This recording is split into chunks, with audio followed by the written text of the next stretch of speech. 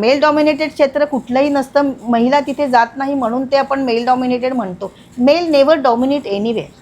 कुठलंही मशीन आहे तो काय महिला किंवा पुरुष बघणार नाही. तुम्ही ऑपरेट करणारे आहात, तुमचं स्किल किती आहे, तुमची कॅपॅसिटी किती आहे आणि इकडे तुमचं हार्ट किती मजबूत आहे कशाला फेस करायला. काही झालं तरी आपल्याला गाडी थांबवली पाहिजे, हा जो महत्त्वाचा मुद्दा आहे तो इम्पॉर्टंट. आणि ती थांबली पाहिजे, नाही थांबत हे सुद्धा कळायला महत्त्व आहे की आता गाडी थांबत नाही आहे, काय केलं पाहिजे. Be present where you are. जिथे आहे तुम्ही तिथे पाहिजे. 1 मिनिट विचार दुसरा कुठलाही करायचा नाही की तिकडे घरी काय गॅस संपलाय का, काय झालं कुठे, ते काय विचार नाही करायचा की मुलं कुठे आहे काय कुठे, अजिबात नाही. कारण हे काम असं आहे, जितकं तुम्ही त्याच्यामध्ये डिवोशन असेल ना तितकं तुम्ही सक्सेसफुल होणार आणि सेफ राहणार. आणि आमच्या जेवणा खाण्याच्या वेळा वेगळ्या. आम्हाला तुम्हाला लाईनवर पाणी तुमच्याकडे असेल तर तेवढं रस्त्यात संपलं तर ते पाणी मिळत नाही. ती ही एक देशसेवाच आहे. गंधार इव्हेंट्स प्रस्तुत जागतिक महिला दिनानिमित्त समाजातील विविध क्षेत्रामध्ये उत्तुंगपणे कार्यक्षेत्र करणाऱ्या महिलांचा आज सत्कार आहे. त्या दिनानिमित्त आज आपल्या इथे आशियातील पहिल्या महिला लोको पायलट श्रीमती सुरेखा यादव यांचं मी इथे स्वागत करते. नमस्कार. नमस्कार. सुरेखाताई, त्यांच्याबद्दल मी एक छोटीशी माहिती देते. आज आपण इथं आंतरराष्ट्रीय महिला दिन साजरा करण्यासाठी एकत्र जमलो आहोत. स्त्री ही केवळ घर सांभाळणारी नसून ती समाज घडवणारी, संस्कार देणारी आणि कर्तृत्वाने आकाशालाही गवसणी घालणारी शक्ती आहे. ती आई आहे, बहीण आहे, पत्नी आहे, मुलगी आहे. प्रत्येक नात्यात ती प्रेम, त्याग आणि कष्ट याची मूर्ती आहे. आज स्त्री प्रत्येक क्षेत्रामध्ये पुढे आहे. मग ते क्षेत्र शिक्षण असो, विज्ञान, क्रीडा, राजकारण, सैन्य, रेल्वे, अवकाश अशा विविध सर्व क्षेत्रांमध्ये स्त्रियांनी आपले कर्तृत्व सिद्ध केले आहे. स्त्री शिकली तर घर शिकते आणि घर शिकले तर समाज घडतो. आणि एक सुदृढ समाज घडवण्यासाठी स्त्रीचं शिकणं फार गरजेचं आहे. म्हणूनच आजच्या दिवशी आपण ह्या स्त्रीचा सन्मान करत आहोत. तर आज आपल्यामध्ये आशियातील पहिल्या महिला लोको पायलट श्रीमती सुरेखा यादव ह्या इथं उपस्थित आहेत. आणि ते आपलं भाग्य आहे की आपण त्यांना रूबरू होऊन त्यांची जी काही यशोगाथा आहे, त्यांचा जो काही प्रवास आहे तो त्यांच्या मुखातून आपण ऐकणार आहोत. त्या संदर्भात मी त्यांचे एक छोटीशी ओळख करून देते. त्यांचा जन्म सातारा इथे 1965 साली झालेला आहे. एका छोट्या शेतकरी सर्वसामान्य कुटुंबामध्ये त्यांचा जन्म झाला. एकूण 5 भावंड, त्याच्यामधल्या त्या ज्येष्ठ कन्या. सर्व भावंडांमध्ये त्या ज्येष्ठ कन्या आहेत. त्यांचं सुरुवातीचं शालेय शिक्षण सेंट पॉल स्कूल सातारा येथे झालं. त्याच्यानंतरचं महाविद्यालयीन शिक्षण त्यांचं LBS कॉलेज सातारा इथे झालं. त्याच्यानंतर त्यांनी डिप्लोमा इन इलेक्ट्रिकल इंजिनिअरिंग याच्यामध्ये पदवी घेतली आणि नंतर त्या शासकीय सेवेमध्ये RRB थ्रू पहिल्या महिला सहाय्यक लोको पायलट म्हणून रुजू झाल्या. बरोबर ना मॅडम? होय, बरोबर आहे एकदम. येस. तर माझं तुम्हाला असं सांगणं आहे की तुमचं बालपण आणि शालेय जीवन याच्याबद्दल जरा आम्हाला माहिती सांगा. सर्वप्रथम माझा इथे सत्कार करण्यात येतो आहे आणि माझी मुलाखत घेतली जाते त्याबद्दल मी आपल्याला धन्यवाद देते. आणि सर्वप्रथम मी सावित्रीबाई फुले यांना आणि ज्योतिराव फुले यांच्यामुळे आपण इथे आहोत, त्यांना माझे शतशत नमस्कार. आणि त्यांच्या आशीर्वादांमुळे आपण इथे आहोत आणि त्यामुळे आपण हा महिला दिन आणि महिलांना जे काही आपण करू शकतो त्यांच्यासाठी ते त्यांच्यामुळे करू शकतो. तरी मी परत एकदा त्यांना धन्यवाद देते आणि या महिला दिनाच्या शुभेच्छाही मी सर्वांना देते. येस. शालेय शिक्षण म्हणजे कसं की 1965 जन्म माझा, सप्टेंबर 2. आणि त्याच्यानंतर शाळेत घालण्याच्या वेळेस विचार करण्यात आला तो आईवडिलांकडून माझ्या की मला शाळेत पाठवण्यात आलं. आणि मुलगा आणि मुलगी असा कधीही भेदभाव केला नाही आणि शिक्षणात सगळ्यांना एकसारखं वजन देण्यात आलं. त्यामुळे जो माझा पाया भरला गेला तो तिथपासूनच भक्कम होत गेला. शिक्षण व्यवस्थित झालं. Saint Paul school Satara city मध्ये आहे आणि तिथेच आम्ही राहत होतो. आणि सध्याही तिथेच घर आहे वडिलांचं माझ्या. आणि शालेय शिक्षण 10वीपर्यंत त्या शाळेत झालं. तर शाळा आमची खूप चांगली होती. आईवडिलांनी जे शिक्षण द्यायचं होतं ते शाळेत जाण्यापर्यंत दिलं, शेवटपर्यंत दिलं. पण शाळेतही शिक्षकांकडून आणि इतरांकडून जे काही मिळायचं होतं आणि जे काही घ्यायचं होतं ते देणं घेणं बरोबर झालं. त्यामुळे बऱ्याच गोष्टी घडत गेल्या ज्या चांगल्या होत्या. म्हणजे शाळेमध्ये कसं की स्पोर्ट्स, कल्चरल ॲक्टिव्हिटीज सगळं काही असायचं आणि प्रत्येक ठिकाणी आपण ॲक्टिव्ह राहत गेलो. त्यामुळे कसं बोल्ड होत गेलो आपण. आणि 10वीपर्यंत तिथे शिक्षण झाल्यानंतर LBS कॉलेज म्हणजे जसं मॅडमनी सांगितलं की 11वीला ॲडमिशन घ्यायच्या वेळेस व्होकेशनल आणि बायोलॉजी असे 2 वर्ग असायचे ॲडमिशन घेताना. आणि व्होकेशनलला त्यावेळेस मुली नव्हत्या. तर 11वीला व्होकेशनलला ॲडमिशन टेक्निकलला देताना प्रिन्सिपल म्हणाले की आम्ही मुलींना ॲडमिशन अजून तरी दिलेलं नाही, आम्ही देत नाही, तरी तुम्ही बायोलॉजी घ्या. तरी मला बायोलॉजी नको होतं, मला व्होकेशनल घ्यायचं होतं. म्हणून मग ते थोडंसं 2-4 दिवस त्याच्यात गेले माझे. पण ते शेवटी मग असं कुठे नव्हतं की मुलींना द्यायचं नाही, मुलींनी घेतलं नव्हतं म्हणून. पण मग शेवटी ॲडमिशन दिलं गेलं मला. आणि म्हणून मग वर्ग तिथूनच माझं वेगळं होत गेलं की आमच्या वर्गात 65 मुलं होती, म्हणजे 65 जण होतो. तर 64 बॉईज आणि मी गर्ल असं 11th स्टँडर्डला. तिथूनच माझं म्हणजे सुरुवात झालं एकटेपणा. म्हणजे मुलींचा सहभाग किंवा सहवास कमी होत गेला तिथूनच. बरोबर. तरी त्यामुळे असं वाटतं की तुला एकटं कसं वाटतं, तर तेव्हापासून सवय लागत गेली. आणि मग 11वी 12वी व्होकेशनल नंतर मला डिप्लोमाला सेकंड इयरला ॲडमिशन मिळालं.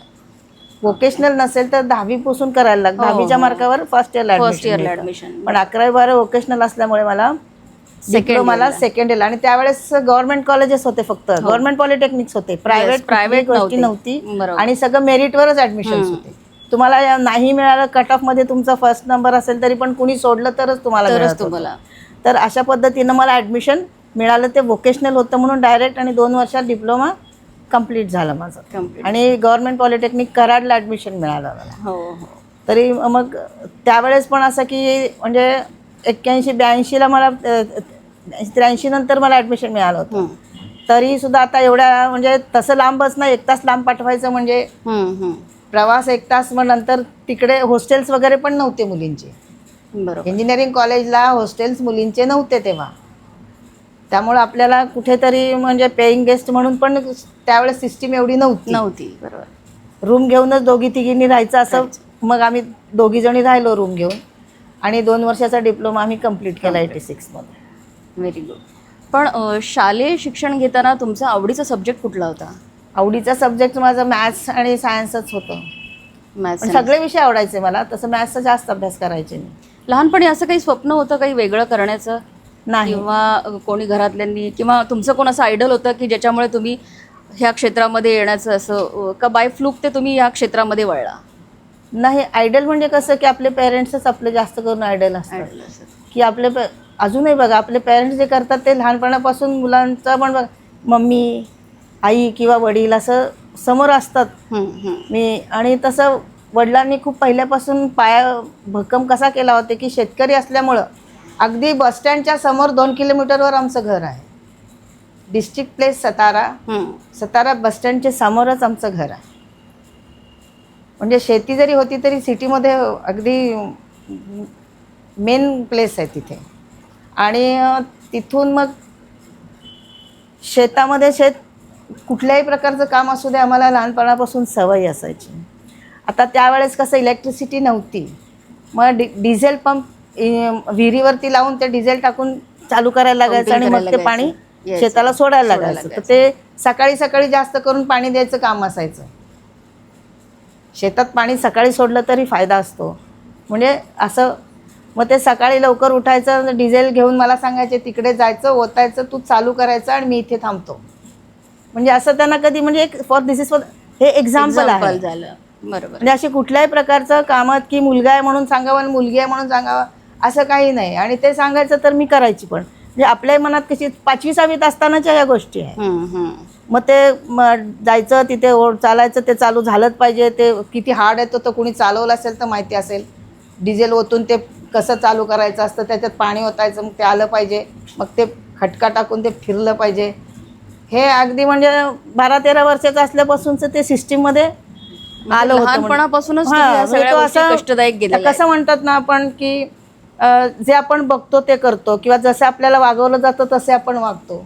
जर तसे तुम्हाला घडत जातो. सांगितलेलं असतं की तू घरात बसून हेच कर तेच कर, भांडी घास, सगळं तेही आम्ही करायचो, पण प्लस हे पण करायचो. बरोबर. म्हणजे कसं गेलं की आपण कुठे पण ट्रेनिंग्सला पाठवतो मुलांना की तुला हे आलं पाहिजे. आता प्ले ग्रुपमध्ये आपण पाठवायला सुरुवात केली आहे की आतापासूनच तुम्हाला हे आलं पाहिजे, पण आपल्याला नकळत ते शेती असल्यामुळे लांब लांब चालायला पण लागायचं. शेत म्हणजे असं तेवढ्यापुरतं मर्यादित नसतो. 3-4 किलोमीटर, काही शेती 2-4 किलोमीटर लांब असणार, तिकडे दुपारी संध्याकाळी कधी जावं लागलं तर रोज जात नव्हतो आम्ही. शाळा सोडून शाळेबद्दल काही हे केलं नव्हतं, पण अशी कामं असेल तर ते करावी लागायची. त्यामुळं कष्टाची सवय होती. बरोबर. म्हणजे आता तुम्हाला जर मुलींना तुम्ही सांगितलं की ज्या आहे स्पोर्ट्समॅन वगैरे आहेत ते करतात, हां. पण सर्वसाधारण आपण नाही होत आता. तरी तेवढं ते कष्टदायक कुठलंही काम करायला मुली नाही, तेवढ्या सवय तयार असल्यावर नसतात. सगळं सवय. होतं. बरोबर. सवयी असेल, प्रॅक्टिस असेल तर कुठलीही गोष्ट तुम्ही होऊ शकता. तुम्ही प्रॅक्टिस दिली किंवा केली स्वतः तर कुठलंही काम तुम्ही करू शकता. बरोबर. तर म्हणजे हे एक्झाम्पल सांगितलं. आणि आमचं कसं गुळाचं गुऱ्हाळ होतं, आमचं गुळ तयार करायचं, आणि ते कसं 24 तास चालायचं. चालू जेव्हा असतं. सीझन सुरू होतं तेव्हा 24 तास चालणार.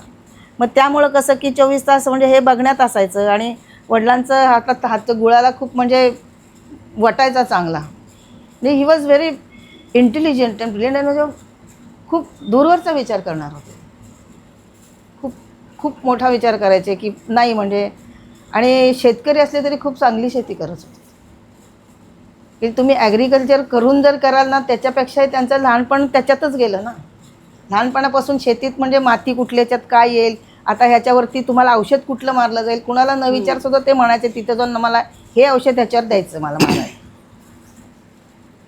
पण त्यांना मुलांना शिकवण्याची इच्छा खूप होती की मला शिकता आलं नाही शेती करण्यामुळे, त्यामुळे मी सगळ्या मुलांना म्हणजे तुम्हाला जेवढं शिकायचं तेवढं तुम्हाला फ्रीडम आहे. मी दबाव घालणार नाही की तुम्ही शिका किंवा तुम्हाला शिकता येणार नाही.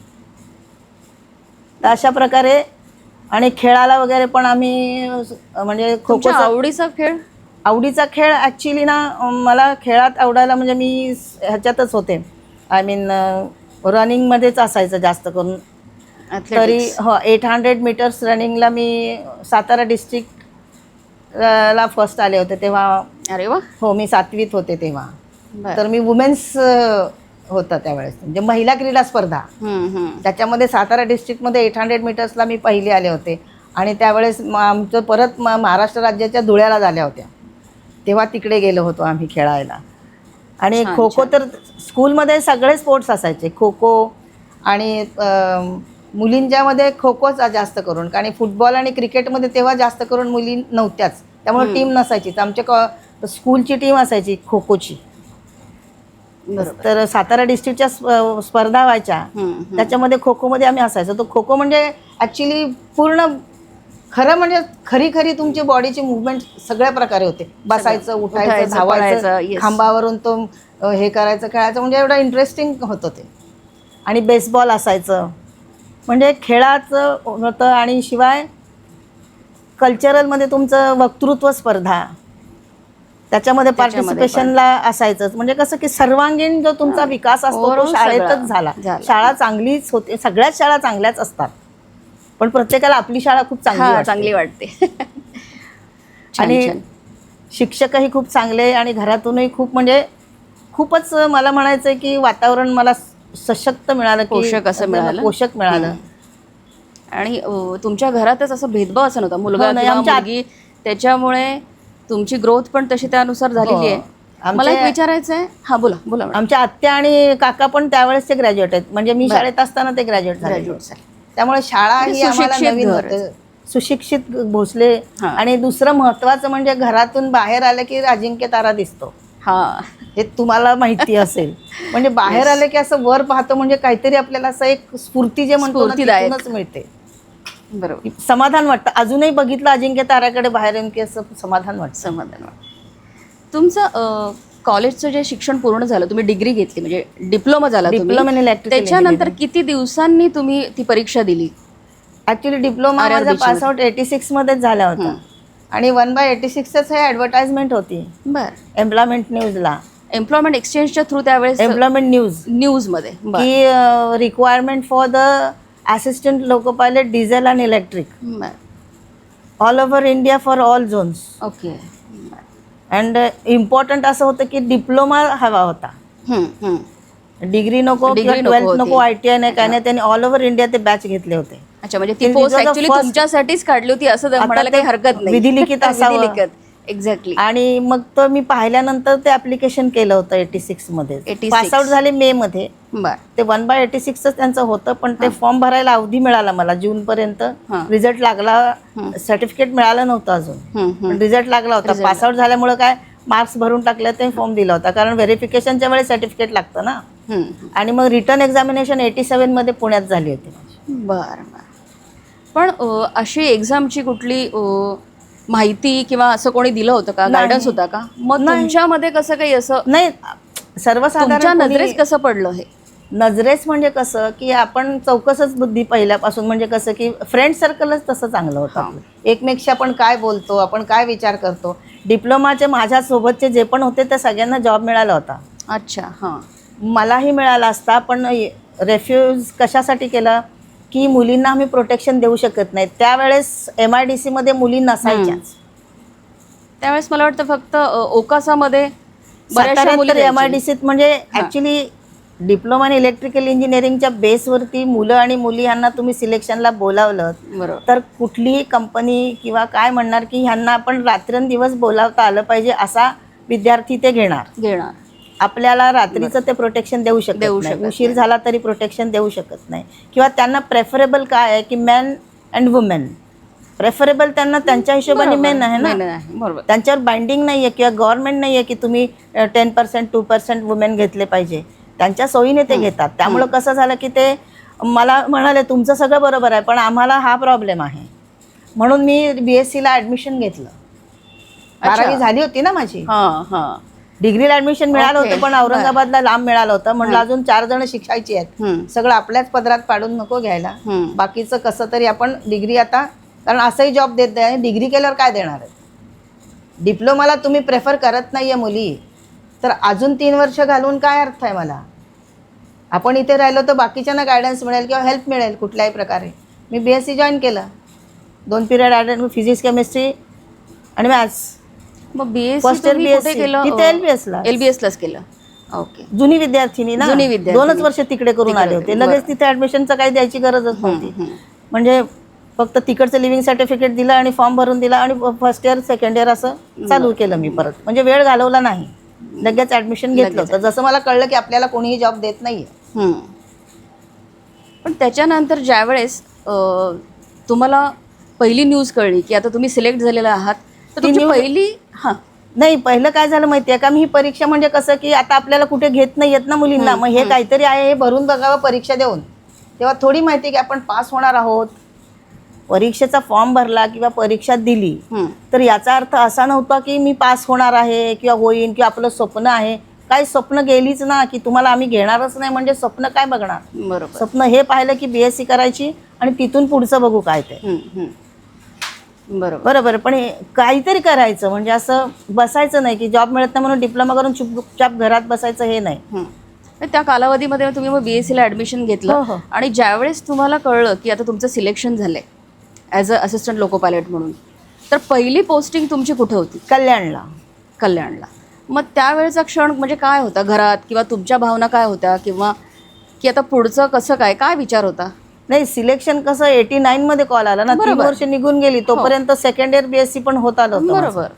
आणि कॉल आल्यानंतर म्हणजे मेडिकल असते ना मेन आणि सायको, ह्या 2 महत्वाच्या परीक्षा असतात. ओके. हां. लोको पायलट, असिस्टंट लोको पायलटसाठी ह्या 2 महत्वाच्या परीक्षा आहेत ज्या दुसऱ्या कुठल्याही जॉबसाठी घेतल्या जात नाहीत. पहिली म्हणजे सायको. आधी सायको होते, ती कशासाठी तर तुमचं अलर्टनेस, प्रसंगावधान आणि correct action within minimum time, हे जे करण्याची तुमची प्रवृत्ती आहे ती चेक केली जाते. की कुठल्याही संकटाला तुम्हाला जेव्हा सामोरं जावं लागतं तेव्हा तुमची रिॲक्शन काय असते. फ्रॅक्शन ऑफ सेकंडमध्ये तुम्ही काय ॲक्शन घेता, करेक्ट घेतली गेली पाहिजे. Yes. ती एक टेस्ट असते, Test ती असते. पास झाले. नंतर मेडिकल पास झाला, भायखळ्याला आमचे मेडिकल झाले, बरं. A1 medical. आणि जेव्हा मेडिकलमध्ये पासआउट झाल्यानंतर डायरेक्ट कॉल लेटरच आलं. म्हणजे तोपर्यंत मलाही वाटत नव्हतं की आपलं सिलेक्शन होईल, आणि झाल्यानंतर ते झालंच ना 100%. बरोबर. त्यामुळं कसं स्वप्न वगैरे नव्हतं, ही एक परीक्षा द्यायची होती, म्हणजे हा एक फ्लो होता फ्लो होता की परीक्षा देत जसं- राहायचं. हा, म्हणजे आधीचं जे नाकारलं गेलेलं होतं की तुम्हाला प्रोटेक्शन देऊ शकत नाही, हा. सो मग तो जो गॅप होता 2 कुठेतरी वर्षाचा. एक ते राहत गेलं की का नाही असं, हम्म. म्हणजे त्याला खत पाणी मिळालं की का नाही, का नाही. आणि शेवटी परमेश्वराने का नाहीच्या इथेच आणून सोडलं. बरोबर. की इथे पण कळालं जेव्हा मला सिलेक्शन झाल्यानंतर मी ट्रेनिंग स्कूलमध्ये गेले कल्याणला आमच्या, तेव्हा तिथे समजलं की तिथून माहितीच होत गेलं की क्लासमध्ये गेल्यानंतर सगळेजण आपलं आपलं लेटर दिल्यानंतर ते म्हणाले अरे मुली आल्याच नाहीये तिथे. मग त्यांनी सगळीकडे ऑल ओव्हर इंडिया चेक केलं की दुसरीकडे कुठे मुली आहेत का आहेत वगैरे. का? आणि त्यावेळेस मीडिया किंवा हे न्यूजमध्ये एवढं सगळं येत नव्हतं, येत कुणालाच काही माहिती नव्हतं. म्हणजे मला सोशल तरी मीडिया नव्हतं एवढं तर माहिती. ऍक्टिव्ह बरं नव्हतं. पुढे जाऊन इथे आत्तासारखं गाडी चालवायची हेही पडत माहिती माहित नव्हतं. असिस्टंट लोको पायलट म्हणजे काहीतरी असिस्टिंग करायचं असेल शेडमध्ये, इंजिन असं काहीतरी बघायचं असेल, ट्रेनिंगमध्ये कळेल असं. कळेल. एक सर्वसाधारण 23 वर्षाचं वय होतं, शिक्षण चालूच होतं. पण मग नंतर असं कळल्यानंतर मीच फर्स्ट आहे असं मला तिथे कळलं. बरोबर. आधी माहीत असतं की कुणी नाही आहे तर कदाचित परीक्षा दिलीही नसती. कदाचित म्हणजे सांगू शकत नाही आपण, पण ती फ्लोमध्ये दिली गेली की परीक्षा काय असते.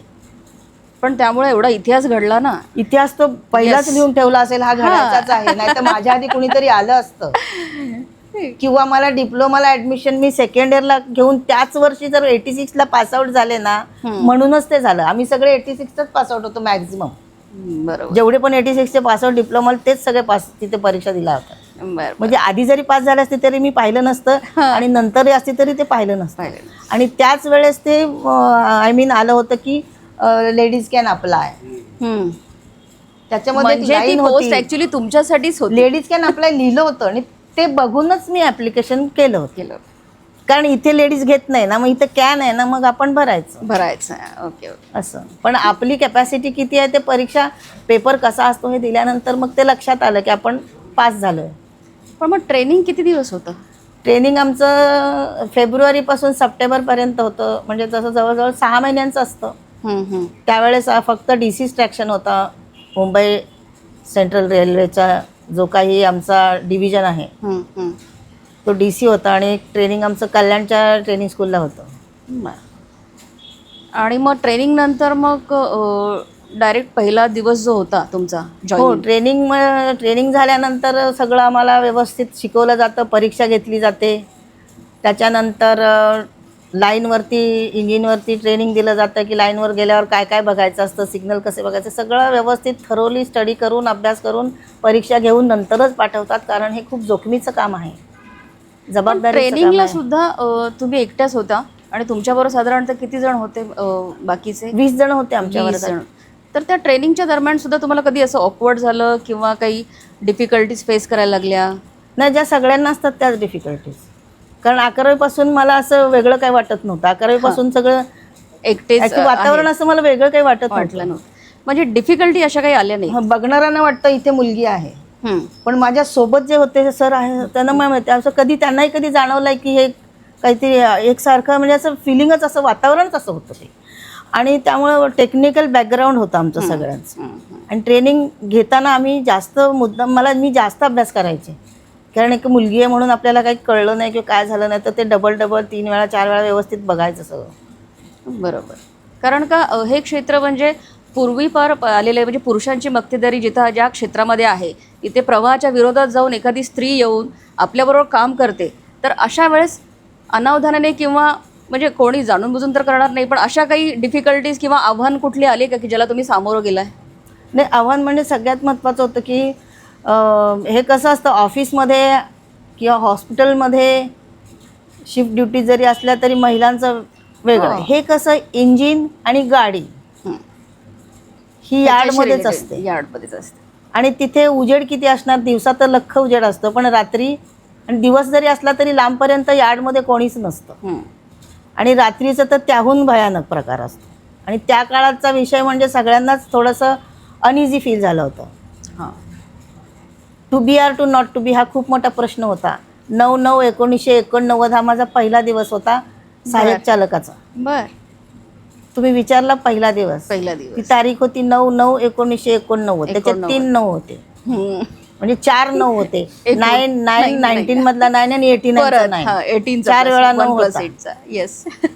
आणि ते नाविन्यपूर्णच होतं सगळं. होतं पूर्ण.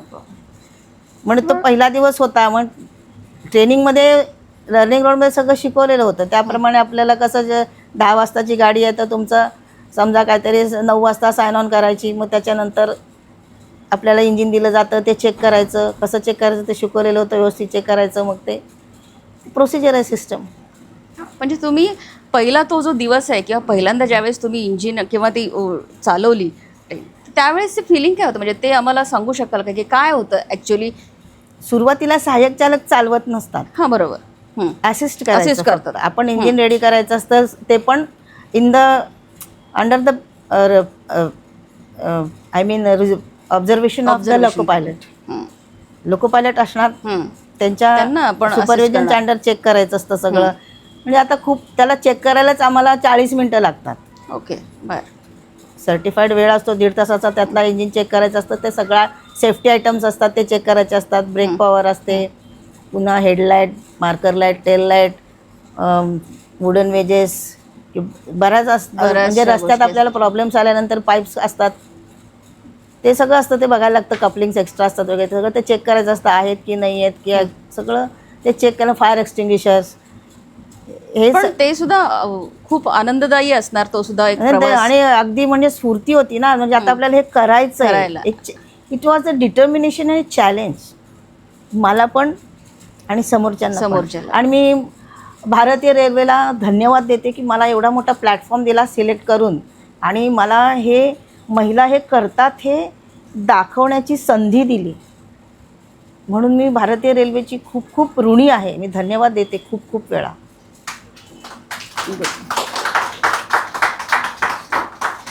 पण मग तुम्ही सहाय्यक लोको पायलटमध्ये किती वर्ष होता आणि ॲक्च्युअल तुम्ही कधी लोको पायलट झाला? 89 पासून 94 पर्यंत सहाय्यक. 1994 पर्यंत आम्ही सहाय्यक चालक. त्याच्यामध्ये आमच्या बदल्या होत राहतात. पहिल्यांदा किती वर्षांनी असतात की वर्षांनी नसतं ते, मग? म्हणजे सिनियरिटी आणि त्याच्यानंतर वेकन्सीज कशा होत जातात. म्हणजे जास्त कसं की अपॉइंटमेंट झाले नवीन, सुरुवातीला अपॉइंटमेंट झाली की कल्याणनंतर जर नवीन बॅच आले की ती आम्हाला रिलीव्ह करते. आमचं पोस्टिंग घाटात होतं, घाट असिस्टंट. दोन्हीकडे घाट आहेत आपल्या. इंडियन रेल्वेज नाही, इन एशिया आपल्यासारखा 1-in-37चं घाट सेक्शन कुठेही नाही आहे. तेवढा आपला मुंबई डिव्हिजनच्या सेंट्रल रेल्वेमध्ये आहे. एक आपला कसारा टू इगतपुरी आणि दुसरा आपला कर्जत ते लोणावळा. बरोबर.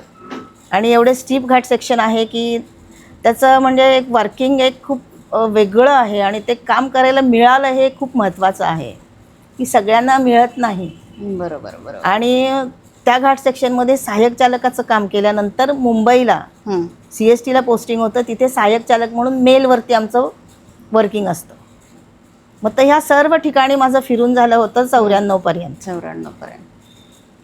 पण आणि नंतर मग लोको पायलट गुड्सच्या ट्रेनिंगला पाठवलं, प्रमोशनचं कोर्स. 94मध्ये माझं मार्चमध्ये, मग मी 94 मध्ये 95 मध्ये पासआउट झाले. ओके. आणि मग LP लोको पायलट सेंटरमध्ये काम केल्यानंतर 96 मध्ये प्रॉपर लोको पायलट गुड्समध्ये काम करायला सुरुवात केली. पण ह्या कालावधीमध्ये तुमचं लग्न झालं? ते सर्वसाधारण सगळ्यांचं असतं तसंच, त्याच्यामध्ये काही नवीन नाही. नाही तसं नाही म्हणत मी. लग्न झालं तर मग तुमचे बेटर हाफ पण ह्याच क्षेत्रामध्ये आहेत की म्हणजे होते की वेगळ्या क्षेत्रामध्ये? वेगळं क्षेत्र होतं. ते कशामध्ये होते? ते महाराष्ट्र पोलीस. अरे बाप. संपूर्ण सुरक्षता, म्हणजे दोन्ही आघाडी. ॲक्च्युली एम्प्लॉयर देऊ शकत नव्हते, पण मजबूत सेफ्टी मला परमेश्वराकडूनच मिळाली. काही घाबरायचं कारणच नाही. पण तुम्ही दोघेही देशाच्या सेवेसाठी इतके तत्पर आणि चूज केले गेलेले आहात, म्हणजे तुमचा संसार म्हणजे रेल्वेची अशी 2 चाकच की एक म्हणजे बरोबर चालतंय पण बरोबर एकत्र नाही आहात. एकत्र न असून पण आम्ही चाललो एकत्र. येस. तर मग कारण 24/7 बांधलो होतो आम्ही सरकारला. बरोबर, कारण का त्यांचंही काम तसं आव्हानात्मकच आहे आणि Definitely. त्यांना आपल्यापेक्षा 24/7 त्यांचं जास्त. एक्झॅक्टली ते तिथे फ्रंटवर असतातच. पण घरच्यांच्या पाठिंब्याशिवाय एखादी स्त्री इतकी सुद्धा सक्षमपणे कुठलंही कार्य करू शकत नाही ह्याच्यावर माझा विश्वास आहे.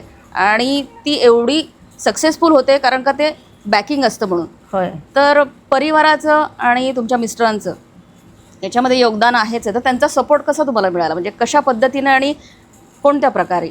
सपोर्ट म्हणजे कसा 2 प्रकारचा सपोर्ट महिलांना, म्हणजे मी जरा स्पष्टच बोलत असते, माझा स्वभाव नाही, तसाच चालेल आहे. चालेल, येस. सगळ्यात पहिला मुद्दा म्हणजे कसा की लग्न माझं 1.5 वर्षांनी झालं अपॉइंटमेंट नंतर. तर त्याच्यामध्ये कसं की 24 आवर्समध्ये आम्हाला केव्हाही जायचं केव्हाही यायचं. बरोबर. जसं माझ्याबरोबरचे 21 जण होते किंवा इतरही मुलं होती माझ्या आधीची, जसं डिटेल की आपण आत्ता फिनिश केलं तर 16-17 तासानंतरचं तुम्हाला दुसरं डिटेल लावलं जातं, तसं कट टू कट डिटेल मला लावलं जायचं. अच्छा. म्हणजे पूर्ण 24 आवर्समध्ये जेव्हा तुमची ड्युटी असेल तेव्हा तुम्हाला जावं लागायचं, जावं लागायचं. आणि केव्हा पण तुम्हाला तिथून साइन ऑफ केली किंवा ड्युटी फिनिश केली तर तेव्हा तुम्ही घरी जायचं असतं. आणि मुंबई डिव्हिजनमध्ये कसं आहे की आपल्याला घरी जायला यायला सर्वसाधारण रिक्षा किंवा बसेस अवेलेबल गाड्या आहेत. हो. बाहेरच्या डिव्हिजनमध्ये तुम्हाला 9 तेवढ्या नंतर facilities काहीही मिळत नाहीयेत. नाही. हा एक महत्त्वाचा भाग. आणि त्याच्या पुढचा महत्त्वाचा भाग म्हणजे काय की आमचे सहकारी जे होते, सोबतचे सहाय्यक चालक चालक किंवा इतर सगळ्या लोकांनी खूप सहकार्य केलं की माझी काळजी खूप घेतली. सगळे एवढी काळजी घेतली की प्रत्येकाला वाटायचं सुरेखा कुठे आहे, म्हणजे साइन ऑफ केलंय की नाही, सोबतचे असणारे ते पण साइन ऑफ केलेले, ते पण लॉबीत असलेले ते पण, की बाबा कुठे आहे. असं अचानक काय झालं की कुठे आहे, कंट्रोलर पण बघणार सुरेखा कुठे आहे. कुठे आहे. म्हणजे ध्यानी मनी सारखं लक्ष असायचं माझ्याकडे आणि शेवटपर्यंत होतं. मी रिटायर होईपर्यंत लक्ष होतं सगळ्यांचं, म्हणजे मनापासून वर्ष. आणि कोणाचं पण आपल्यासाठी काळजी करतात ना लोक, तो आशीर्वाद येत असते. कुणी आपली काळजी केली ना तर देवाला पण वाटते अरे ही व्यक्ती याची काळजी करते, आपल्याला काहीतरी केलं पाहिजे. प्रत्येकाला असं वाटायचं की बाबा सेफ राहावं, नीट राहावं, नीट करावं. सगळं खूप शिकवलं मला अक्षरशः. म्हणजे की हे शिक्षण आहे ना बाहेर आपल्याला ट्रेनिंग स्कूलमध्ये मिळत नाही. आमची गाडी चालवण्याचं एकमेकाच्या अनुभवावरूनच आम्हाला कळतं की तुम्हाला प्रॉब्लेम काय आले होते तर आम्ही एकमेकाला सांगतो की मला असा प्रॉब्लेम झाला होता, मग काय केलं, मग तुम्हाला काय प्रॉब्लेम आला. ते आपल्याला रोज वेगवेगळे प्रॉब्लेम्स येतात, ते एकमेकाला सांगितल्यानंतरच ते कळतं की कशा प्रकारे याच्याशी आपण सोल्युशन काढू शकतो. कारण लाईनवरती आम्हाला कुठलाही प्रॉब्लेम आला तरी आम्ही असं कुणाला विचारू शकत नाही काय करू, बरोबर आहे, काय केलं पाहिजे. ट्रेनिंग तुम्हाला आहे, प्लस तुमचं प्रसंग अवधान, वेळ किती आहे, आपण कुठे आहोत, पावसाळा आहे, उन्हाळा आहे, रात्र आहे, दिवस आहे, आणखी काय काय प्रॉब्लेम्स असतात. बरं आपण उतरणार आहे गाडीमधून, तिथे खाली काय आहे ते पहिले बघायला लागतं. ब्रिजवर गाडी उभी असेल ना आपण उतरलं अनावधानाने तर खाली पडणार. बरं रात्र असेल तर टॉर्च बघून पण आपल्याला ते एवढ्या उजेडामध्ये कधी कधी दिसत नाही. म्हणजे कुठल्याही प्रकारचं समजा रनओव्हर झालं किंवा ACP झालं किंवा गाडीचं डिरेलमेंट झालं, काय झालं, तर अशा वेळेस आपल्याला काय केलं पाहिजे हे ट्रेनिंग असून सुद्धा मनाचा तेवढा धीटपणा असावा लागतो. घाबरून चालत नाही. आपण योग्य वेळी योग्य निर्णय घेण्याची क्षमता तुमची तिथं कसं असायला पाहिजे. ॲटलिस्ट 90% तरी झालं पाहिजे. कारण 10% तर जमून जातं, पण तुम्ही सगळंच चुकाल तर मग ते खूप मोठा प्रॉब्लेम्स होतात. त्याच्यामुळं हे काम जे आहे तुम्हाला 100% कॉन्सन्ट्रेशन इन युअर जॉब, दुसरा कुठलाही विचार करायचा नाही. आणि महत्त्वाचा तुम्हाला सिग्नल बघायचा असतो. लाल सिग्नलच्या पहिले गाडी थांबलीच पाहिजे, हा सगळ्यात मोठा नियम आहे आमचा सहाय्यक चालकापासून रिटायर होईपर्यंत. सुरेखा मॅडमना त्यांच्या कारकिर्दीत 36 वर्षाच्या कारकिर्दीमध्ये बरेचसे पुरस्कार मिळाले. तर ते पुरस्कार तर त्यांचे इतके आहेत, मी थोडेफार वाचून दाखवते तुम्हाला.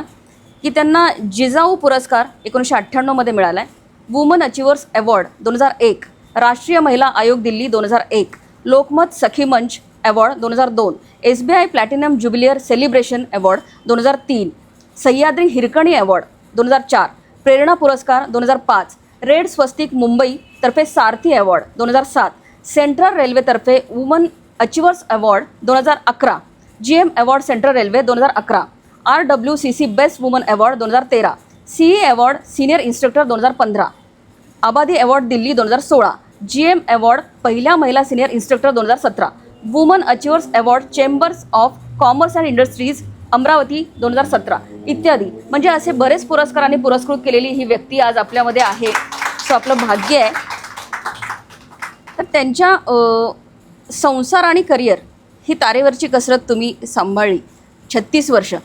तर त्या 36 वर्षामध्ये ही जी तारेवरची कसरत सांभाळण्यासाठी आमच्या महिला वर्गाला किंवा नवीन पिढीला, नवीन मुलींना तुम्ही काय असं गमक किंवा एखादं सूत्र सांगाल? मी तिथेच येत होते की लग्नाच्या आधी असं 24 तास म्हणजे केव्हा येणं जाणं. तर हे लग्न व्हायच्या वेळेस त्यांना कल्पना दिली गेली होती आणि माहिती होतं की हे असं आहे, कारण त्यांच्यासारखा जॉब आपला आहे. त्यांचं कसं जन्मापासून इथेच त्यांचं सगळं शिक्षण वगैरे झालेलं, त्यामुळं वर्किंग कसं आणि पोलिसांना सगळं माहिती असते. हो, त्यांना आपल्यापेक्षा जास्त काही माहिती असते. त्यामुळं त्यांना माहिती होतं. त्यांनी ॲक्सेप्ट केलं होतं की कुठल्याही प्रकारे आपण हे सहकार्य करायचं. त्याने 100% सहकार्य मला शेवटपर्यंत आणि अजूनही केलेलं आहे. महत्त्वाचा मुद्दा असा की रात्रंदिवस बायको आपली कामावरती बाहेर जाते, ती पण इंजिनवरती दोघं एकटे असतात किंवा कुठेही त्यांना कुठल्याही प्रकारची काळजी वाटणं किंवा हे विश्वास ठेवणं हे खूप महत्त्वाचं आहे. तर केव्हाही जाणं केव्हाही येणं तरी त्यांना काळजी लागायची आणि त्यावेळेस फोन वगैरे नसायचे. ते कंट्रोल ऑफिसलाच फक्त फोन करून विचारू शकत होते. ते पण की बाबा कधी येणार, कुठे, काय, जास्त वेळ लागला तर. बरोबर. तर सहकार्य म्हणजे कसं की त्यांना त्रास कशाचा की आपण दिवसभर बाहेर असून रात्री घरी असेल तर काही प्रॉब्लेम नाही, पण रात्रंदिवस बाहेर असल्यामुळे आम्हाला ॲडजस्ट करायला लागायचं एकमेकला. तरी घरच्यांनी सहकार्य केलं. 2 मुलं आहेत. हां, बरोबर.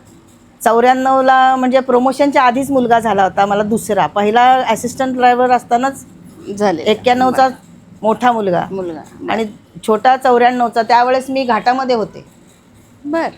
घाट सेक्शनमध्ये सहाय्यक चालकमध्ये काम केलं होतं मी. तर त्यावेळेस मी सप्टेंबरमध्ये तिकडे पोस्टिंग झालं होतं माझं लोणावळ्याला. तर September to March, September, October, November, December 6 महिने मी घाटात काम केलं होतं आणि 5-5 ट्रिप मारायला लागायच्या रिलिव्हर येईपर्यंत. म्हणजे 12-12 तास काम आमचं व्हायचं. तर म्हणजे डिलिव्हरी माझी एप्रिलमध्ये झाली होती आणि मी फेब्रुवारीपर्यंत काम केलं होतं लाईनवर. बापरे. कारण दुसरीकडे तुम्हाला काही दुसरं काम देऊच शकत नाही. तुमचं जे काम आहे तेच देणार ना. मुलींनी आणि मुलं असं काही बायफर्केशन नव्हतं ना. बरोबर. त्यावेळेस आणि तोपर्यंत अजून मुली कोणी आलेल्याच नव्हत्या मी तिथून घाटात जाईपर्यंत. मग दुसऱ्या मुलाचा जन्म लोणावळ्यातच झाला. तिकडेच ड्युटी होती, आम्ही तिकडेच राहायचो. आणि मग मुलांना त्याच्यानंतर मग गुड्स ड्रायव्हर तर झालं होतं आणि त्याच्यानंतर 99ला प्रमोशन माझं मोटरमनमध्ये झालं. सबर्बन ट्रेन, आपल्या लोकल ट्रेन चालवण्याचं प्रमोशन झालं गुड्स ड्रायव्हर नंतर. तर 10.5 वर्ष ही लोकल चालवली. बापरे. ती लाईफलाईन आहे मुंबईची आणि ती आपल्याला चालवायची आहे आणि मला चालवायची आहे. म्हणून आमच्या प्रशिक्षकांना पण तेवढा प्रकारे कसं ट्रेनिंग द्यायचं हे इतकं कुशलतेने ट्रेनिंग दिलं गेलं आणि घेतलं गेलं की अगदी म्हणजे मला एक्सप्लेन करायला पण हे वाटतं की त्यावेळेस कसं आम्ही की ते EMU हॉल्टच्या तिथे गाडी थांबली पाहिजे. तो जास्त महत्त्वाचा म्हणजे ॲक्युरेसी म्हणजे सबर्बनची आहेच आहे. बरोबर. पण ते एवढा 10 वर्षाचा कालावधी बघण्याचा सहन करायचं किंवा कुठल्याही प्रकारे आपल्याला त्रास होत नाही ते पण पाहायचं आहे, ते बघायचं. आणि तेही झालं.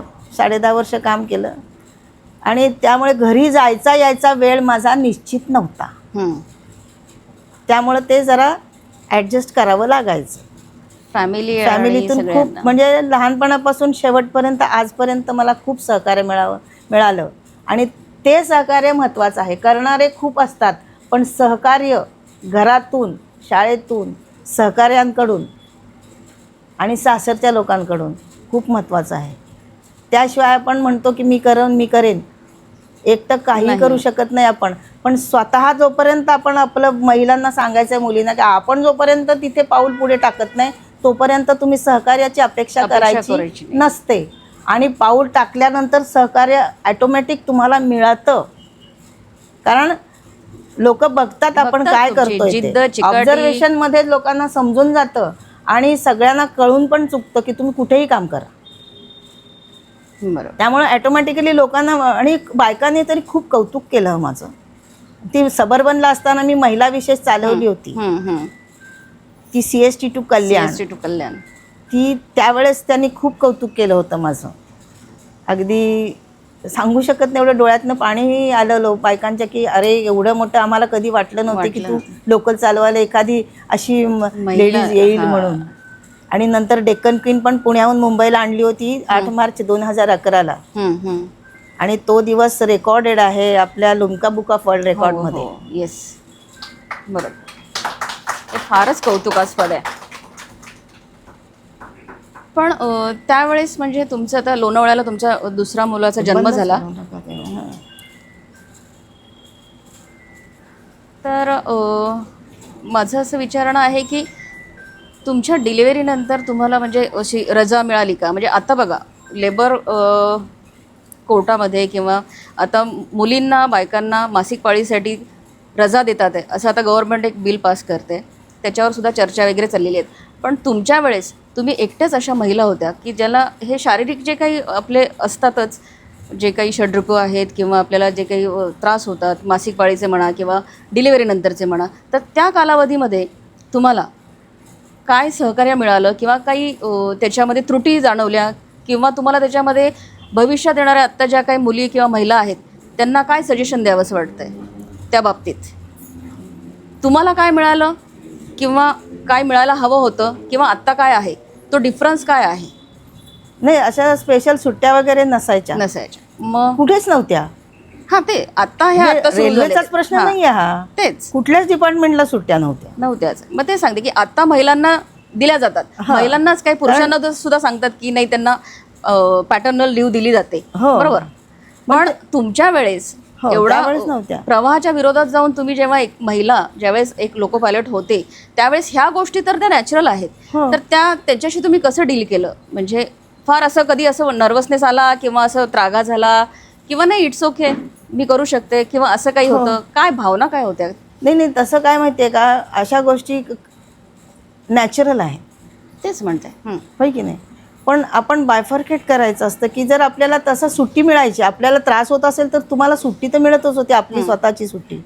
ऑफिशियल सुट्टी अशी मिळतच नव्हती, अजूनही मिळत नाही. तुम्ही सुट्टी टाकू शकत होता. सुट्ट्या मला मिळाल्या, मी केव्हा पण मला सुट्टीला कधीही नाकार नाही झाला, म्हणजे सँक्शन केली जात होती जेव्हा जेव्हा गरज होती त्या वेळेस तुम्हाला ते मिळाली. गरजेलाच सुट्ट्या घेत होते असे, म्हणजे विनाकारण सुट्ट्या आपण घेतच नाही, कारण लागणार तेव्हा तर दिली जाते ना, दिली जाते. पण असा काही प्रॉब्लेम आला तर दिली जात होती. आता सर्वसाधारण तुम्ही हे विचारताय मला, आपल्या ऊसतोडी करणाऱ्या ज्या महिला असतात, हो, त्यांना तर काही पर्याय कशा कामं करतात, मग त्यांना पर्याय नाही. पण त्यांच्यात आणि आपल्यात काय फरक आहे? मग एवढंच की आता जे कॉर्पोरेट लेवल मध्ये किंवा जे काम करतात त्यांचा विचार कोण करतं का? नाही, ते सांगते की आताचे जे काही महिला वर्ग आहे की त्यांच्यासाठी गव्हर्नमेंट त्यांना आता रजा देते मासिक पाळीसाठी सुद्धा, त्याच्यासाठी आपले कमेंट्स मागवतात आहे, सगळ्यांची राय मागवतात. ग्राउंड लेवल मध्ये या महिला ज्या ग्रामीण विभागात काम करतात त्यांचा विचार कोणी करायचा? तोच म्हणतो की प्रत्येकाचे जे काही शारीरिक कष्ट जे आहेत, विचार करते ते झालंच बरोबर ना, प्रत्येकाचे कष्ट वेगवेगळे आहेत, प्रत्येकाचं फील्ड वेगवेगळं आहे, पर्यायच नाहीये. हां, तर मग तुमचं सजेशन काय मुलं बाळ असे टाकून, म्हणजे आपण त्या लेवलला मी आपल्याला घेऊन जात नाहीये, डोंट मिसअंडरस्टँड. नाही, तसं नाहीच म्हणत मी, पण मी असं म्हणते की तुमचं सजेशन काय असेल या पॉईंट. मी हा विचार करायचे, कारण मला मागून काय मिळणार होतं एकटीला, बरोबर. हे आपण स्वतःचं सांत्वन कसं करायचं की ती व्यक्ती अशी करते तर आपल्याला त्याच्यापेक्षा बरं आहे, त्यामुळे आपलं सहनशक्ती वाढते आणि मनाला फुंकर मिळते. कारण हे पाहिलेलं आहे आपण, ज्यांनी पाहिलेलं नाही त्यांना त्याची प्रचिती येणारच नाही जाणार. कारण का प्रतिकूल परिस्थितीमध्ये आपल्या ध्येयाशी एकनिष्ठ राहून जे काम करतात ते एक्सक्युजेस देत नाहीत किंवा ते शोधत नाहीत, अशा विचारांचे आपण आहात. पर्याय नाही आहे, बरोबर. म्हणजे मी असं म्हणत नाही की इतरांना मिळू नये. हां, जर तुम्ही एवढं पास करता, हे बिलं काढता, ते करता, त्यांचा विचार कोण करता का? नाही. आपलं काम करताना आपण त्यांचा विचार केला तरी आपलं समाधान होतं. ह्या बेसमध्ये मी वागते. म्हणजे माझं असं म्हणणं नाही की सगळ्यांनी तसं करावं, जिथे हक्क आहे तिथे तुम्ही घ्या, पण माझी वेळ अशी होती की मला त्याशिवाय पर्याय नव्हता. हां, तेच म्हणजे जेव्हा आपल्याला पर्याय नसतो आणि प्रतिकूल परिस्थितीमध्ये आपल्याला ते करायलाच लागणार आहे. आपल्याला काय प्रोग्रेस केला पाहिजे त्या बेसवरतीच आपण चालतो ना. बरोबर. कारण मला आहे म्हणून मला आता हे पाहिजे ते पाहिजे ते नाही. आपल्याला कधीही प्रूव्ह करायचं असेल तर आपण काय करू शकतो ते जास्त बघायचं असतं. लोक आपल्यासाठी किंवा गव्हर्नमेंट आपल्यासाठी काय करू शकतं हे नाही बघायचं असते. बरोबर. म्हणजे असा जर विचार आपण केला की समोरची व्यक्ती माझ्यासाठी काय करू शकते किंवा मला इथे डील पाहिजे, मला आपण जितकं जास्त कष्ट करायची ताकद ठेवू तितकं आपलं कष्ट करण्याची ताकद वाढते. आणि जर बसायची सवय लागली तर तुम्ही अजून बसणार. म्हणजे मला कुणाला दुखावण्याची माझा हेतू नाही आहे. नाही नाही, तुमचं स्पष्ट मत आहे आणि प्रत्येकाचं मी वैयक्तिक पहिल्यांदा मत तर सांगितलं, मी असू स्पष्ट शकतं. बोलत हो हो. बरं, या सगळ्या प्रवासामध्ये तुमच्या म्हणजे आवडीनिवडी काय आहेत? आवडी तशा स्पोर्ट्समध्ये तर आवड होती हं. आणि गाणी वगैरे ऐकायचं होतं. म्हणजे ऐकायला आवडायचं. रेडिओवरच लागायची ना हो, फक्त तेव्हा. FM. हो. आणि वाचनाची खूप आवड होती मला. हां. नॉवेल्स वगैरे वाचायची, हिंदी असं खूप. आणि अभ्यासच एवढा होता की जोपासायला वेळ नव्हता, घरातलं कामं असायची. त्याच्यामुळे त्या ह्याच्यामध्ये हे 2-3च गोष्टी, फक्त गाणी ऐकायची, पुस्तकं वाचायची वेळ मिळाला की. 36 वर्ष तुम्ही हे अविरत सेवा केली किंवा जे काम केलं, तर आफ्टर रिटायरमेंट तुम्ही ज्यावेळेस मागे वळून बघता त्यावेळेस स्वतःबद्दल तुम्हाला काय वाटतं? म्हणजे 36 वर्षांचा तो प्रवासाबद्दल तुम्ही काय सांगाल थोडक्यात? 36 वर्षांचा प्रवास म्हणजे तसा खूपच मोठा काळ होता तो. मागे वळून पाहता एक गोष्ट अशी की त्याच्यामध्ये की महिला हे करू शकतात की नाही करू शकतात. पुन्हा एक मेल डॉमिनेटेड फील्ड होतं, पण त्यावेळेस आपल्याला असं वाटतं की महिला येत नाही म्हणून ते फील्ड मेल डॉमिनेटेड राहतं. बऱ्याच ठिकाणी असंच आहे. पण आपण तिथे पाऊल टाकलं आणि ते शेवटपर्यंत वयाची 60 वर्ष होईपर्यंत आमचं मेडिकल फिट राहावं लागतं आम्हाला. दरवर्षी मेडिकल असते 55 नंतर वयाच्या. करेक्ट. पण त्याच्यामध्ये आपण ते स्वतःला फिट ठेवू शकलो. गरजेचं आहे. हां. आणि या शेवटच्या 3 वर्षात म्हणजे 58, 59 आणि 60 या 3 वर्षांमध्ये माझा जास्त अपलिफ्टमेंट झालं. अच्छा. आणि मी इन्स्ट्रक्टर म्हणून पण काम केलं 7 वर्ष. सिनियर इन्स्ट्रक्टरमध्ये मी सिलेक्टेड होऊन मी आमच्या सर्व सहाय्यक चालक, घाट चालक आणि मेल चालकांना शिक्षण देण्याचं काम पण केलेलं आहे. अरे वा. प्रॅक्टिकल्स घेणं किंवा परीक्षा घेणं, शिकवणं, सगळं हे काम पण मी केलेलं आहे. म्हणजे आमच्याकडे मेल ड्रायव्हरला सिलेक्ट करतात सिनियर इन्स्ट्रक्टरमध्ये. ते काम पण केलं आणि ते शिकवण्याचं काम केल्यामुळं माझा कॉन्फिडन्स पण वाढला आणि स्वतः म्हणजे प्रखरता वाढली माझ्यातली की काम कसं केलं पाहिजे ह्याचं ज्ञान मला जास्त आलं. आणि त्याचा फायदा असा झाला की मला वंदे भारतचं ट्रेनिंग पण दिलं गेलं आणि भारतातली पहिली महिला झाले मी की जिने वंदे भारत चालवली, जी भारतात बनवली गेली आणि भारतीय महिलेने ती चालवली. तर मी सोलापूर ते मुंबई 13 मार्च 2023ला मी सोलापूरहून मुंबईला 455 किलोमीटर एवढं लांबचं अंतर 6.5 तासात त्या खुर्चीतून 2च वेळा उठले होते.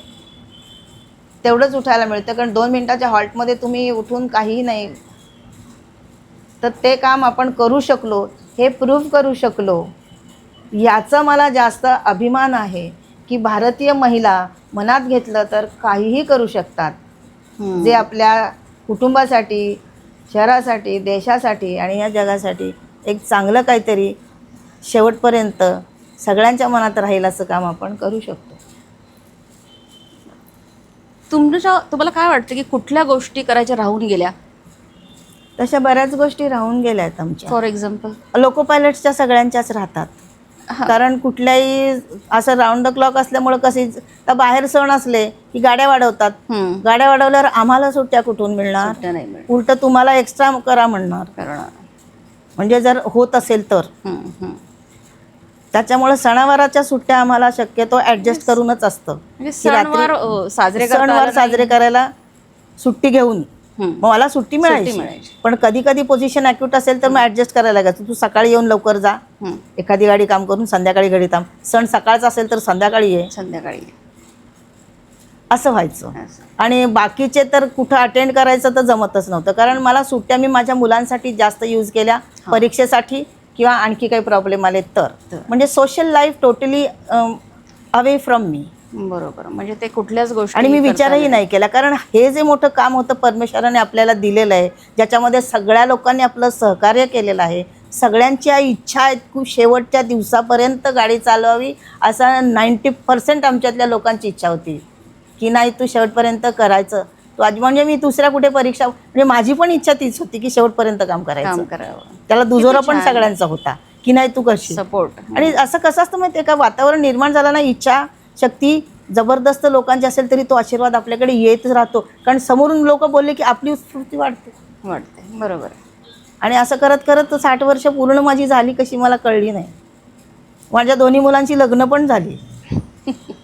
दोन्ही मुलं इंजिनियर झाली, लग्न झाली. थोडा त्रास झाला, तो झाला पण कसा की आपण अरे कुठे असेल तरी त्रास होतोच की, सर्वसाधारण लोकांना हो. घरी असतात त्यांना पण त्रास होतो. मला असं तुम्हाला विचारायचं आहे की जर का असं एखादी गोष्ट परमेश्वराने दिली, म्हणजे जर तरची गोष्ट आहे, तर भूतकाळात जाऊन कुठली एखादी घटना किंवा एखादी गोष्ट बदलायला आवडेल?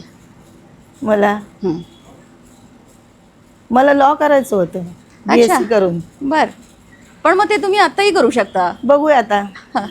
नाही, मी तुम्हाला म्हणते की भूतकाळातली एखादी अशी कुठली गोष्ट आहे की तुम्हाला बदलायची आहे, म्हणजे ती बदलून टाकूया. कोणती गोष्ट आता बदलायची? नाही नाही, असं तुम्हाला वाटतं का कुठले? का सगळ्या गोष्टी तुम्ही त्याच्यासाठी तुम्ही ओके आहात?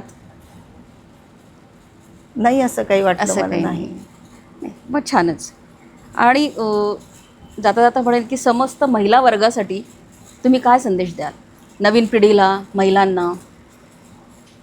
नवीन पिढीला आणि महिलांना संदेश असा काय की तुम्हाला मनापासून एखादी गोष्ट करायची वाटली तर तिथे स्वतःची आपली किती कॅपॅसिटी आहे, पोटेन्शियल आपली किती आहे आणि त्याच्यामध्ये आपल्याला सपोर्ट किती मिळू शकतो आणि तो कसा मिळवायचा हा विचार करून तुम्ही ठेवलात, मनाशी गाठ बांधली तर कुठल्याही क्षेत्रात कुठल्याही ठिकाणी तुम्हीच यशस्वी व्हाल.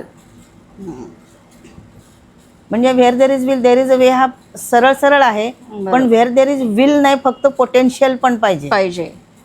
आपण हे करू शकतो, ही आपली ताकद आपण ओळखू, तेव्हा समोरच्या माणसाला त्याचा दुजोरा मिळाला की सपोर्ट मिळत जातो. 80% स्वतःचा असेल त्यावेळेस तुम्हाला 20% बाहेरून सपोर्ट मिळतो. मग तुम्ही कुठे 100% तयारी झाल्यानंतर 90% तुम्ही सक्सेसफुल. बरोबर. सुरुवातीला जेव्हा तुम्ही नवीन नवीन रेल्वेत लागला तेव्हा रनओव्हर वगैरे व्हायचं, तर तेव्हा तुमच्या फिलिंग्स काय होत्या? आणि एखादा असा प्रसंग तुम्हाला असा आठवतो किंवा असा प्रसंग झाला की असं वाटलं तुम्हाला की आपण उगाच रेल्वेमध्ये आलो, असा आठवणीतला एखादा, म्हणजे इतकं संकट वगैरे आलं तर? नाही उगाच एखादा प्रसंग तुम्ही सांगा. हो, झालेले आहेत ना, रनओव्हर झालेत. हा, नाही म्हणजे सुरुवातीला एकदम नवीन नवीन कसं वाटतं तुम्हाला? नवीन नवीन म्हणजे कसं की थोडंसं आपण पण माणूसच आहोत, म्हणजे वाईट वाटतं जास्त करून. आणि तसं घडल्यानंतर तो जाणारा जीव असतो त्याचं वाईट वाटतं आणि भीती तर वाटतेच. सगळ्यात फर्स्ट टाईम जेव्हा होतं तेव्हा भीती वाटते. माझं सबर्बनला आपण एकटेच असतो मोटरमन. माटुंगा स्टेशनमध्ये एंट्री झाली, 8वा दिवस होता सबर्बनचा माझा, आणि प्लॅटफॉर्मच्या मध्ये एंट्री झाली आणि एक माणूस उडी मारला समोर गाडीच्या. हो, त्याच्या मनात काय आलं, उडी मारली, पण तरी पण त्याच्यावरून पास झालं. एमर्जन्सी मारून गाडी थोडी पुढे जाऊन थांबली. मग नंतर मग गाडी ट्रेन मॅनेजरने येऊन चेक वगैरे केलं, त्याला बाहेर काढलं, मग गाडी पुढे नेली. पण तिथून गाडी ठाण्यापर्यंत न्यायला दुसरं कोणी असणार नाही, आपल्यालाच न्यायला लागणार आहे. पण ते कसं होतं की खूप वाईट वाटलं, म्हणजे अगदी रडायला पण, डोळ्यातून पाणी पण आलं होतं माझ्या. वाईट वाटणारच ना. ॲक्च्युली त्यांनी त्याचा उडी मारली हा आपला काय दोष, पण असं की आपण पण माणूसच आहोत, आहे. वाईट वाटतंच. मनाचा खंबीरपणा आणि कट्टरपणा पण इतके महत्वाचा असतो. हो हो, ते एक नाही, आपला मजबूत पाहिजे, हार्ट मजबूत पाहिजे. इथे कुठली गोष्ट घडू शकते. माणूस काय, असे जनावरांचे कळप येतात गाडीसमोर, आणि माणसांना कसं, आणि ते जनावरं वगैरे आली तर खूप डिफिकल्ट आहे. ते आतमध्ये घुसलं तर ते निघत पण नाही, अडकून बसलेलं काढता पण येत नाही. म्हणून शक्यतो काय आपण की आपण इथे उगाच आलोपेक्षा आता काय करायचं हा प्रश्न असतो. त्यावेळेस आपलं मेंटली पॉवर कशी पाहिजे की आता काय करायचं आहे आपल्याला. मग ते काय करायचं ते ट्रेनिंग असतं, किंवा प्रसंगावधान राखून जे काय करायचं ते बाजूचा ट्रॅक बघायला लागतो की बाबा ते जनावर उडून पलीकडे पडलं असेल तर फ्लॅशर लाईट लावून येणारी गाडी थांबवायची पहिली महत्त्वाची असते. आपल्याला काय वाटतं पेक्षा इथे पुढं काय घडणार आहे ते वाचवण्याचं जास्त महत्त्व असतं. उडला एखादा जनावर, उडलं काय उडलं, शेजारच्या ट्रॅकमध्ये जाऊन पडलं तर समोरची येणारी गाडी थांबली पाहिजे. म्हणून आपल्याला काय केलं पाहिजे तो महत्त्वाचा भाग आहे सगळ्यात पहिला. त्यामुळं त्यावेळेस ते वाईट वाटणं थोडंफार पहिल्या दिवशी 2 दिवशी ठीक आहे, नंतरचं सगळं माइंडसेट होत जातो. आणि हल्ली कसं आहे, कानात लावल्यामुळे व्हिसल किती वाजवा त्यांना काही ऐकू जात. ऐकू येत नाही. मालगाडीचं म्हणजे कसं की no time table, sign on करायची आणि आपली गाडीचं इंजिन मिळतं, डायरेक्शन तुम्हाला दिलं जाते की तुमची गाडी वाडी बंदरला जाणार आहे की तुमची पनवेलला जाणार आहे, काय डायरेक्शन असेल ते त्या हिशोबाने आपलं लाईन क्लिअर मिळत जाते. ब्रेक पॉवर टेस्ट करायची, पुन्हा सगळं लक्ष ठेवायचं, कर्वेचरला गाडी बघायची, मागे गाडी बरोबर आहे का, इंटॅक्ट आहे का, कुठं ब्रेक बाइंडिंग तर नाही होत आहे, पुन्हा व्हील लॉक होतं. बऱ्याच ते खूप मोठी लांब हे लिस्ट आहे त्याची. आणि ते करता करता आपण ते काम करत जातो. एवढं म्हणजे आपण घरात कसं आपलं उठल्यापासून संध्याकाळची कामं करत असतो, 4-5 दिवस, 8 दिवस, 10 दिवस आपल्याला नवीन वाटतं, नंतर we became use to it. But when in house आपण यूज टू इट झालं, तसं इकडे यूज टू इट होत नाही. प्रत्येक गाडीचं बिहेवियर वेगळं आहे, प्रत्येक इंजिन वेगळं आहे, ती गाडी वेगळी आहे, सोबतचा माणूस रोज वेगळा असतो. कालचं वेगळं, आजचं वेगळं, उद्या वेगळं. त्याच्यामुळे आणि आमच्या जेवणा खाण्याच्या वेळा वेगळ्या. आम्हाला तुम्हाला लाईनवर पाणी तुमच्याकडे असेल तर तेवढं रस्त्यात संपलं तर ते पाणी मिळत नाही. वॉशरूमला जायचे प्रॉब्लेम आहेत, खूप प्रॉब्लेम्स आहेत, सगळ्यांचेच आहेत, माझ्या एकटीचेच आहेत असे नाही आहेत. तरी ॲक्च्युली ही एक देशसेवाच आहे. पण ते बाहेरून बघून लोकांना वाटतं काय बसलेत इंजिनमध्ये, काय प्रॉब्लेम. साधा ACP झाला तर किती त्रास होतो, हे विनाकारण ACP करणाऱ्यांना पकडलं पाहिजे. पण ते पळून जातात, नाही करायला पाहिजे. कारण ती गाडी थांबते, ती थांबल्यामुळं स्टाफला त्रास होतो जाऊन अटेंड करायचं, प्लस मागच्या गाड्या थांबतात. हे 2-3 गोष्टी ज्या आहेत की ट्रेस पासिंग, ACP करणं, किंवा हे मध्ये एक दगड मारल्यावर वंदे भारतवर, what problem you are having. हे अशी आहेत लोक. तसे तुम्ही जे म्हणालात ना तसं नाही आहे, पण लोकांना वाटलं. पण मी तेच सांगितलं की आपण जे करायचं डिटर्मिनेशन माझं नंतर वाढलं, की जेव्हा मला कळलं की आपण पहिले आहोत, तर हे एक रेस्पॉन्सिबिलिटी होती की आपण जर समजा इथे नाही म्हटलं तर दुसरीकडे डिप्लोमाच्या बेसवरती कुठेही मला त्याने ॲब्झॉर्ब करून घेतलं असतं. पण नंतर मुलींना कधी एंट्री मिळाली असती ते आपण सांगू शकत नाही. बरं, मेल डॉमिनेटेड क्षेत्र कुठलंही नसतं, महिला तिथे जात नाही म्हणून ते आपण मेल डॉमिनेटेड म्हणतो. Male never dominate anywhere. तुमचं महिलांचं तिथे कधी येणं होणार तेव्हा ते होणार. कारण कुठलाही मशीन आहे तो काय महिला किंवा पुरुष बघणार नाही. तुम्ही ऑपरेट करणारे आहात, तुमचं स्किल किती आहे, तुमची कॅपॅसिटी किती आहे, आणि इकडे तुमचं हार्ट किती मजबूत आहे कशाला फेस करायला. कारण काही झालं तरी आपल्याला गाडी थांबवली पाहिजे, हा जो महत्त्वाचा मुद्दा आहे तो इम्पॉर्टंट. आणि ती थांबली पाहिजे, नाही थांबत आहे हे सुद्धा कळायला महत्त्व आहे की आता गाडी थांबत नाही आहे, काय केलं पाहिजे. म्हणजे always you must be alert, be present where you are. जिथे आहे तुम्ही तिथे पाहिजे. 1 मिनिट विचार दुसरा कुठलाही करायचा नाही की तिकडे घरी काय गॅस संपला आहे का, काय झालं कुठे, ते काय विचार नाही करायचा की मुलं कुठे आहे, काय कुठे, अजिबात नाही. कारण हे काम असं आहे, जितकं तुम्ही त्याच्यामध्ये डिवोशन असेल ना तितकं तुम्ही सक्सेसफुल होणार आणि सेफ राहणार, असं मला वाटलं किंवा मला वाटतं. तरीही कधीकधी टेक्निकल फॉल्टमुळे सुद्धा काही अपघात होतात, त्याला पर्याय नाही. ते झाल्यानंतरही आपण काय केलं पाहिजे, शांत बुद्धीने काम करायचं, घाबरून जायचं नाही. रुळांवर धावणारी ती स्वप्नांची एक गाडी, हातात धैर्य, डोळ्यात जिद्द, मनात प्रचंड तयारी. वादळ असो, पाऊस असो, अंधाराची रात्र असो, तिच्या धाडसापुढे प्रत्येक संकटही लहानच भासे. चूल आणि मूल सांभाळत तिने जग जिंकलं. पुरुषांच्या क्षेत्रात जाऊन स्वतःचे नाव कमावले. लोको पायलट होणे नव्हते सोपे काही, पण जिद्दीसमोर हार मानली, प्रत्येक अडचणीनेच जाहीर केली. तुमच्या हातून धावत होते हजारो प्रवाशांचे जीव. जबाबदारी, शिस्त, धैर्य तुमचे खरे रूप दिव्य. तुम्ही फक्त ट्रेन चालवत नव्हतात, तुम्ही महिलांच्या स्वप्नांना दिशा दाखवत होतात. तुम्ही आहात प्रेरणा, तुम्ही आहात अभिमान. तुमच्यामुळे वाढतो महिलांचा सन्मान. आकाशा एवढी स्वप्ने घ्यायची शिकवण तुम्ही दिलीत. भीतीवर मात करून पुढे जायची हिंमत तुम्ही दिलीत. महिला दिनी आम्ही एवढेच म्हणू, तुमचा मार्ग आम्हाला प्रेरणा देतो. सुरेखाताई, तुमच्यासारख्या महिलांमुळेच प्रत्येक मुलीचा आत्मविश्वास वाढतो. सलाम तुमच्या कष्टांना, सलाम तुमच्या जिद्दीला, सलाम तुमच्या धैर्याला आणि तुमच्या शक्तीला. तुम्ही फक्त लोको पायलट नाही, तुम्ही आहात महिला शक्तीची खरी ओळखच जणू काही. सो धन्यवाद मॅडम, तुम्ही इथं आल्याबद्दल तुमचे खूप खूप आभार. जय हिंद, जय महाराष्ट्र.